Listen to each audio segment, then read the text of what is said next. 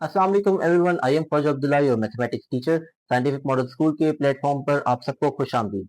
Students, हमने अपनी exercise 4.2 को स्टार्ट किया हुआ है। क्वेश्चन नंबर 7 का आगाज हम आज करेंगे, लेकिन उसको आगाज करने से पहले कुछ चीजें आपको पता होनी चाहिए। याद रखिएगा कि किसी भी बिजनेस में अगर पार्टनर्स इन्वेस्ट करते हैं तो सब पार्टनर्स का शेयर इक्वल नहीं होता। जितने ज्यादा आपने पैसे इन्वेस्ट किए प्रॉफिट में, उतना ज्यादा आपका शेयर होगा। जितने ज्यादा टाइम के लिए आपने पैसे इन्वेस्ट किए, उतना ज्यादा शेयर आपका होगा। नहीं, कभी कभार ऐसा होता है कि एक पार्टनर 20,000 इन्वेस्ट करता है, दूसरा पार्टनर 10,000 इन्वेस्ट करता है। 20,000 वाला जो पार्टनर है वो 5 महीने बाद अपने पैसे वापस ले लेता है, और जिसने 10,000 इन्वेस्ट किया वो पूरे 5 साल तक बिजनेस को चलाता रहेगा। तो आखिर में प्रॉफिट जो है वो जरूरी नहीं कि 20,000 वाले को ज्यादा मिल जाए। हो सकता है तो 10,000 वाले के हिस्से में ज्यादा पैसे आए, क्योंकि उसने ज्यादा टाइम के लिए पैसे इन्वेस्ट करके रखे थे। तो लेकिन हमारे पास एग्जैक्ट अमाउंट कैसे पता चलेगी हमें कि कितने पैसे किसको मिलेंगे? तो इसको फाइंड करने के लिए फाइनेंशियल अरिथमेटिक जो है वो बहुत इंपॉर्टेंट रोल प्ले करती है। हम आज फाइंड करेंगे, हम सीखेंगे कि किस तरीके से, किस प्रोपोर्शन में हम लोग पैसों को डिस्ट्रीब्यूट कर सकते हैं। क्वेश्चन नंबर 7 सॉल्व करते हैं।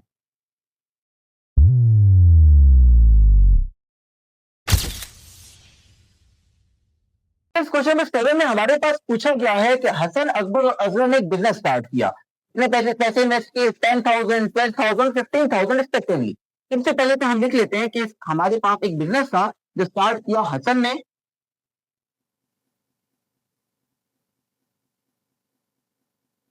अकबर ने और असगर ने। हसन के पैसे थे 10,000, अकबर के पैसे थे 12,000 और असगर के पैसे थे 15,000। फिर यह हुआ कि असगर ने अपने पैसे 10 महीने के बाद वापस ले लिए। अगर असगर वाली जो भी वैल्यू है उसको मल्टीप्लाई कर दीजिएगा 10 के साथ, 10 मंथ के बाद वापस ले लिए। तो बाकी सब ने पूरा एक साल तक बिजनेस चलाया, तो मल्टीप्लाई बाय 12, एक साल में 12 महीने, तो मल्टीप्लाई बाय 12 कर दीजिएगा। इधर ही आंसर लिख लेते हैं तीनों का। 120,000, 144,000, 150,000। ये तीनों की जो प्राइस, जो पैसे उन्होंने इन्वेस्ट किए हैं वो यहाँ पे हमने लिख दिए। फिर उसके बाद ये भी देखिएगा कि उनको प्रॉफिट हो रहा है या लॉस हो रहा है। याद रखिएगा, प्रॉफिट और लॉस दोनों डिस्ट्रीब्यूट होगा, इक्वली नहीं हो सकता प्रोपोर्शन में, लेकिन प्रॉफिट भी डिवाइड होता है और लॉस भी डिवाइड होता है। तो हम देखते हैं हुआ क्या। प्रॉफिट हुआ 27,600 रुपीज का, तो यहां लिख दिया प्रॉफिट इक्वल्स टू 27,600 रुपीज। अब हम लोग रेशो चेक करते हैं कि किस रेशो में पैसे इन्वेस्ट किए गए हैं। तीन बंदे थे हमारे पास, हसन, अकबर और असगर। हसन, अकबर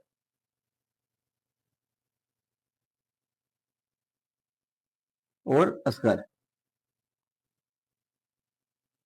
हसन के पैसे थे 1,20,000, अकबर के पैसे थे 1,44,000 और असगर के थे 1,50,000। ये 3 जीरो, ये 3 जीरो और ये 3 जीरो हमने कट कर दिए। याद रखिएगा, जब रेशियो में आप चीजों को कट करेंगे तो इक्वल अमाउंट में चीजों को कट कर सकते हैं। आपने सिर्फ दो अमाउंट्स में से कटिंग कर दी, किसी को नहीं की, तो क्वेश्चन गलत हो जाएगा। आपको तीनों से कुछ ना कुछ कैंसिल आउट करना है। अगर कर रहे हैं, वरना तीनों को छोड़ दें। अगर कर सकते हैं तो तीनों से कैंसिल आउट लाजमी कीजिएगा। हमने तीनों के आखिर में 3 3 जीरो काट दिए। हमारे पास 120 है, 144 है और 150 है। ये हमारे पास रेशियो थी। अब शेयर्स भी फाइंड करते हैं, टोटल शेयर्स कितने। तो शेयर्स कैसे फाइंड किए जाते हैं कि जो रेशियो आई है उनको प्लस कर दें, 120 प्लस 144 प्लस 150। इनको प्लस करते हैं, जो क्या आएगा 414। यस, 414। ये होगा शेयर आगे। और हमने इसके बाद यहां पे सॉल्व करते हैं। अब हमने जो फाइंड करना है वो हसन का शेयर भी फाइंड करना है, अकबर का भी फाइंड करना है और असगर का भी फाइंड करना है। सबसे पहले हसन का फाइंड करते हैं। हसन शेयर, ये देखिएगा कि हसन ने किस रेशियो में पैसे इन्वेस्ट किए। हसन की रेशियो थी 120। टोटल शेयर्स कितने थे जो हमने भी कैलकुलेट किए, वो थे 414। और मल्टीप्लाई कर दीजिएगा, जो टोटल प्रॉफिट या लॉस हुआ 2,760। 600। इसी तरीके से हसन के बाद हमारे पास हमने जो फाइंड करना है वो अकबर का शेयर भी फाइंड करना है।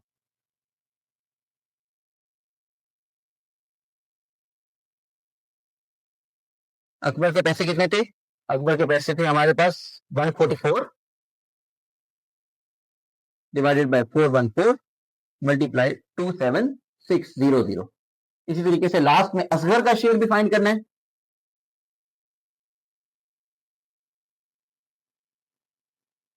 असगर के हमारे पास जो रेशियो में से पैसे इन्वेस्ट किए थे वो 150 थे, डिवाइडेड बाय 414 मल्टीप्लाई 27600। ये आ गया 8000, हमारे पास आ गया 9600 और ये आ गया 10,000 रुपीज, रुपीज एंड रुपीज।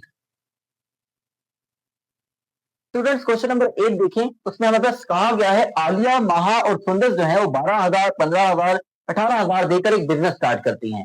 फिर यह हुआ कि माहा ने 5 महीने के बाद अपने पैसे वापस ले लिए और 10 महीने के बाद उन तीनों को लॉस हो गया। तो बताएं तीनों का लॉस में क्या कंट्रीब्यूशन होगा और कितने कितने कितना कितना शेयर होगा लॉस के अंदर। तो सबसे पहले तो हम लोग तीनों का नाम लिखते हैं, एक है आलिया, माहा और सुंदर। आलिया ने पैसे दिए थे 12,000, माहा ने पैसे दिए थे 15,000 और सुंदर ने पैसे दिए थे 18,000। देखिएगा माहा ने 5 महीने के बाद ही अपने पैसे वापस ले लिए थे, बाकी जो दोनों है वो 10-10 महीने तक अपना बिजनेस चलाती रही। तो ये पैसे कितने बन गए? ये 120,000, 75,000 एंड 180,000, ये तीनों की कंट्रीब्यूशन थी। उसके बाद हमने कहा था कि सबसे पहले तो देखते हैं कि लॉस हो रहा है या प्रॉफिट हो रहा है। तो हमें पता चला था कि लॉस हुआ कितना? 18,750 रुपीज का।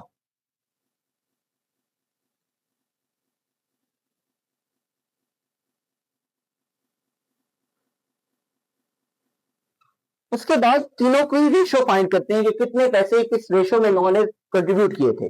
तो आलिया, माहा और सुंदर ने पैसे की कंट्रीब्यूशन की थी 1,20,000, 75,000 और 1,80,000। अब उसके बाद आप कट कर लीजिएगा, यहां से 3 जीरो कट हो गए, यहां से 3 जीरो कट हो गए और इधर से 3 जीरो कट हो गए। तो शेयर्स फाइंड करते हैं। आप शेयर्स कैसे फाइंड किए जाते हैं? जितनी भी रेशियो आई इन तीनों को प्लस कीजिएगा, 120 प्लस 75 प्लस 180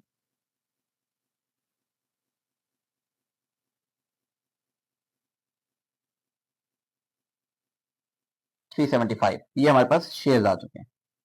अब उसके बाद तीनों का शेयर निकालना है। आलिया का शेयर,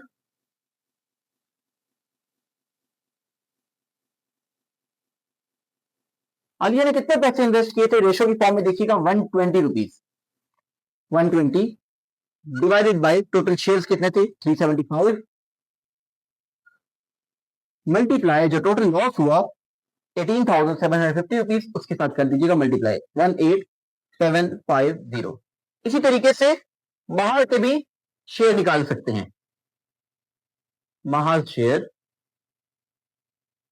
महा की रेशो थी 75 divided by 375 multiply by 18750। Third पर सुंदर की भी ऐसे निकालेंगे,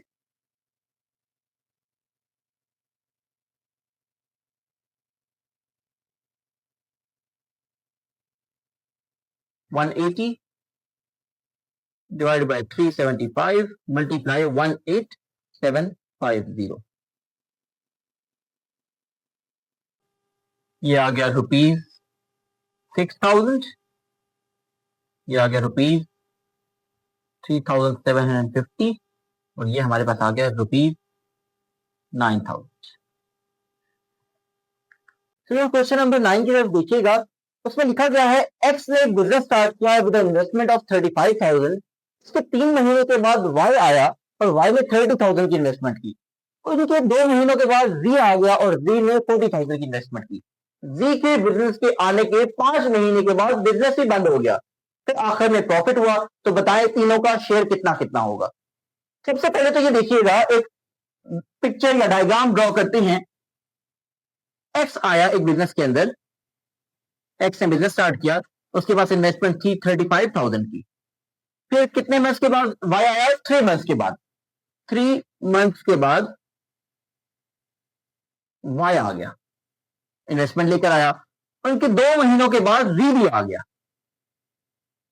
और जी के आने के 5 महीने के बाद बिजनेस बंद हो गया, यहां पे बिजनेस क्लोज हो गया। कितने महीने बाद? 5 मंथ्स के बाद। सबसे पहले तो देखिएगा कि एक्स ने कितना बिजनेस किया। एक्स ने यहां से लेकर आखिर तक बिजनेस किया, 3 + 2 + 5। एक्स ने 10 मंथ्स तक बिजनेस कंटिन्यू रखा, इक्वल टू 35,000 मल्टीप्लाई, जो उसने टाइम दिया था 10 मल्टीप्लाई 10 कर दिया। वाई ने कितना बिजनेस किया? वाई पैसे इन्वेस्टमेंट लेकर आया 30,000 की, और वाई ने यहां से लेकर आखिर तक बिजनेस किया 2 + 5 7 मंथ, मल्टीप्लाई 7 कर दीजिएगा।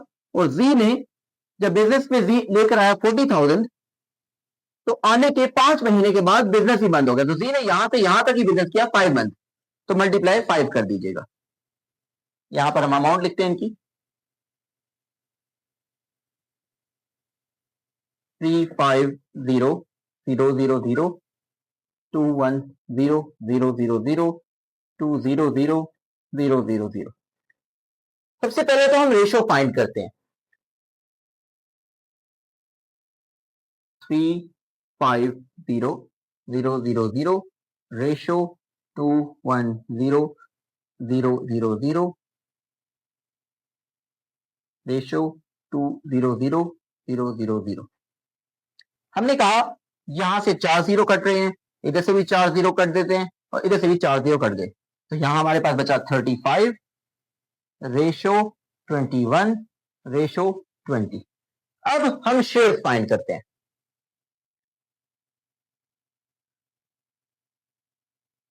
35 + 21 + 20, देखिएगा हमारे पास आंसर आ रहा है 676। ये शेयर आ चुके हैं।